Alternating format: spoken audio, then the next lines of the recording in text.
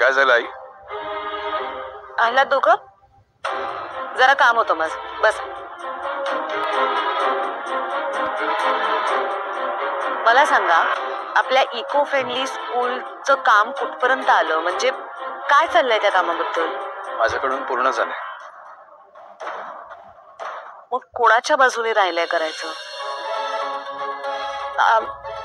Actually ते एक minute, Pritam उत्तर देईल.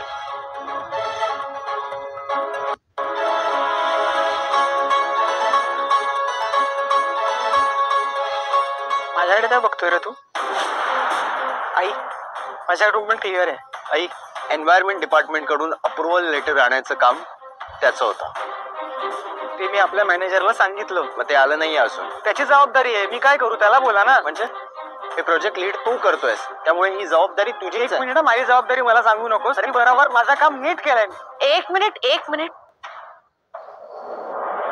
लहान मुलांसारखे काय म्हणताय तुम्ही दोघं? भांडत मी नाही. म्हणजे मी बांधतोय? अरे शांत व्हा, काय चाललंय? प्रीतम, तुमच्या दोघांमध्ये काही वाद झालाय का? त्याच्याशी कोण वाद घाले? मलाही फार काही इंटरेस्ट नाही तुझ्याशी वाद घालण्यात, पण एक मिनिट. प्रीतम, तुम्ही दोघे एकमेकांशी बोलत नाही आहात का?